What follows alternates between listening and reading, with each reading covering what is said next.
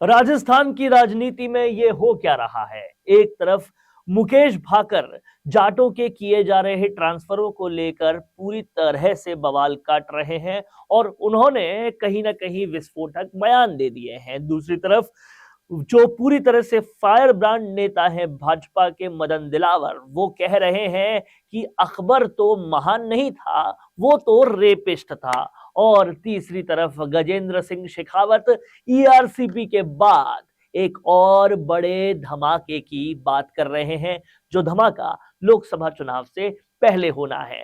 राजस्थान की राजनीति में होने वाले ये सियासी घटनाक्रम वाकई बहुत ही ज्यादा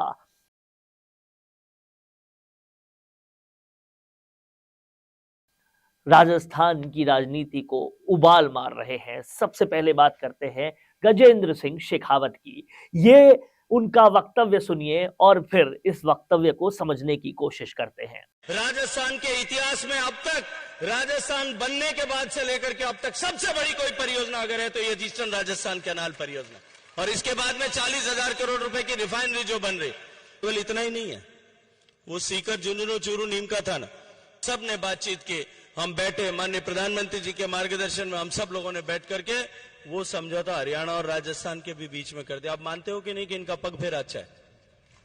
अच्छा मुख्यमंत्री आया कि नहीं आया?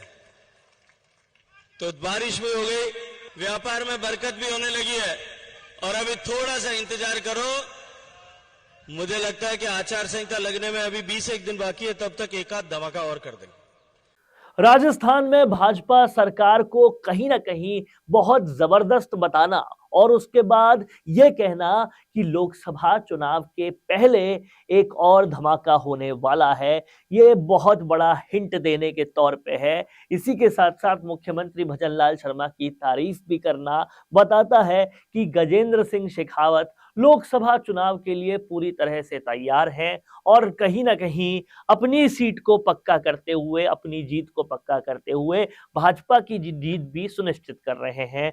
लेकिन उनका यह कहना कि राजस्थान में जो अब तक नहीं हुआ वैसा कुछ होने वाला है, इससे साफ है कि भाजपा ऐसे कुछ बड़े कदम उठाने वाली है जिससे केवल इस बार ही नहीं बल्कि आने वाली हर बार के लिए वो अपनी सीट को पक्का कर ले और राजस्थान में अपने आप को पक्का कर ले। कुछ ऐसी बात होने वाली है जिसको जोड़कर अगर देखा जाए, एक तो प्रधानमंत्री मोदी का राजस्थान के प्रति बहुत जबरदस्त प्यार उमड़ना ये चुनाव के बाद, चाहे फ्रांस के राष्ट्रपति को लाना हो, चाहे बार बार राजस्थान आना हो, और उसके बाद फटाफट से ईआरसीपी कर देना, उसमें भी 90% पैसा केंद्र से देना, और उसके बाद गजेंद्र सिंह शेखावत का यह कहना कि ईआरसीपी तो एक थी, लोकसभा चुनाव की आचार संहिता से पहले एक और बड़ा धमाका होने वाला है। कहीं ना कहीं बताता है कि इस प्रतिस्पर्धा में भाजपा बनाम कांग्रेस की अब शायद राजस्थान को फायदा होने वाला है और यह फायदा विकास वाला है।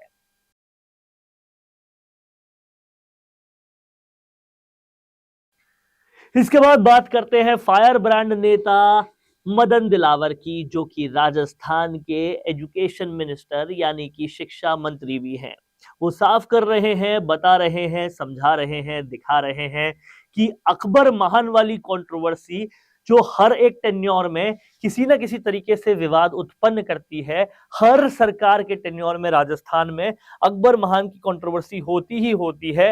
अब उसका आगाज उन्होंने कर दिया है और इस बार एक कदम और जाके अकबर को रेपिस्ट बताया है और यह भी बताया है कि वो क्यों है रेपिस्ट। आप इनका भी बयान पूरा सुनिए। महान नहीं था, अकबर एक आक्रांता था, बलात्कारी था, मीना बाजार लगा करके सुंदर सुंदर लड़कियों को ले जाकर के उनके साथ दुष्कर्म करता था, इसलिए उसको महान कहना मूर्खता है। मदन दिलावर अपना फायर ब्रांड चेहरा कभी भी कम नहीं कर रहे, चाहे वो सत्ता में आ गए, एजुकेशन मिनिस्टर बन गए, पर कहीं ना कहीं उनके विवादित बोल रुकने का नाम नहीं ले रहे। और ये विवादित बोल जो है वो लोकसभा चुनाव से पहले पोलराइजेशन करने का, कहीं ना कहीं राजनीति को एक तरफ ले जाने का पूरा काम करेंगे और उनकी फायर ब्रांड छवि को और बढ़ाने का भी पूरी तरह से काम सुनिश्चित कर देंगे। और इसके बाद बात करते हैं मुकेश भाकर की, जो कि कहीं ना कहीं जाटों के ट्रांसफरों को लेकर आग बबूला हो रहे हैं और उन्होंने साफ कर दिया है। ये लिस्ट भी आप देख सकते हैं जो आपके स्क्रीन पर दिखाई दे रही है, इससे साफ हो रहा है कि एक क्षेत्र से जाटों के सारे अफसरों को हटाया जा रहा है और उनको निकाला जा रहा है। इसको लेकर मुकेश भाकर कहीं ना कहीं जातिगत राजनीति को तूल दे रहे हैं। इससे साफ समझा जा सकता है कि लोकसभा चुनाव को लेकर उनकी तैयारी भी बहुत जबरदस्त है। सचिन पायलट के ये सिपाही अब कहीं ना कहीं मैदान में उतर चुके हैं। सबके पास अपने मुद्दे हैं और राजनीति में अपनी जगह बनाने के लिए अपने अपने तरीके हैं। एक जाति को, धर्म को टारगेट करके जिले में जिस तरीके की राजनीति हो रही है उससे भी मैंने अवगत कराया कि आप इसको सरकार तक पहुंचाएं। एक तरफ तो भजनलाल जी खरनाल आकर तेजा जी के मंदिर में रात्रि विश्राम कर रहे हैं, लोगों से मिल रहे हैं, अपनी आस्था प्रकट कर रहे हैं, और दूसरी तरफ एक जाति विशेष का नाम देखकर ना केवल लाडनू, पूरे जिले में लोगों को जिले से बाहर निकाला जा रहा है। धर्म के नाम पर जिलों को जिले से बाहर निकाला जा रहा है, लोगों के ट्रांसफ़र करे जा रहे हैं। और मैंने कहा है कलेक्टर साहब से कि अगर कोई आदमी नॉन परफॉर्मेंस है, भ्रष्टाचारी है, उसको आप निकालो, लेकिन एक एक विधानसभा से 100 लोगों को कि ये मुस्लिम है, ये जाट है, ये दलित है, और जातिगत टारगेट करके आप अगर लोगों के ट्रांसफ़र करेंगे तो लोगों में मैसेज ठीक नहीं जाएगा। आप अपनी आस्था प्रकट करने मुख्यमंत्री जी यहाँ आ रहे हैं और वहीं अगले ही दिन से उसी जाति के लोगों को टारगेट करके आप निशाना करके उनको बाहर निकाल रहे हैं। तो इसका भारतीय जनता पार्टी के जब से सरकार बनी है तो हमें लगता है भारतीय जनता पार्टी की सरकार नहीं होगी, एक सामंतियों की सरकार यहाँ बन चुकी है, जो लोग चुन चुन कर इस तरीके से लोगों से बदला ले रहे हैं। और अधिकारी ये कहते हैं कि साहब प्रत्याशी का हमारे ऊपर दबाव है, तो वो प्रत्याशी जिसको जनता ने नकार दिया, जिसको जनता ने नहीं चुनकर भेजा, उनका क्या दबाव अधिकारी यहाँ मान रहे हैं। और रही बात फिर लाडनू में 1.25 लाख लोगों ने भाजपा के प्रत्याशी को वोट नहीं दिया, तो क्या उन 1.25 लाख लोगों को वो तहसील से बाहर थोड़ी कर देंगे। तो इन चीज़ों को लेकर मैंने कहा है और मुख्यमंत्री जी को भी मैं अवगत कराऊंगा। और जिले में अगर इस तरीके की जातीय द्वेषता, जातियों के प्रति आप भेदभाव करके, धर्म के प्रति भेदभाव करके कर्मचारियों को परेशान करोगे तो हम चुप बैठने वाले नहीं हैं। और अगर आप कोई अगर आदमी लंबे समय से रह रहा है, चुनाव आयोग के उसमें आ रहा है, तो आप जरूर हटा दें, हमें कोई प्रॉब्लम नहीं है।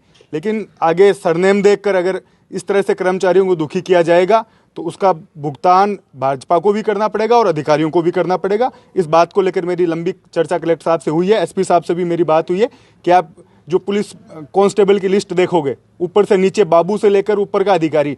कैसे लगे आपको ये तमाम सारे घटनाक्रम? क्या कुछ आप इस पे कहना चाहते हैं और इनके एनालिसिस पर आपकी क्या राय है? हमें तुरंत कमेंट करके बताएं।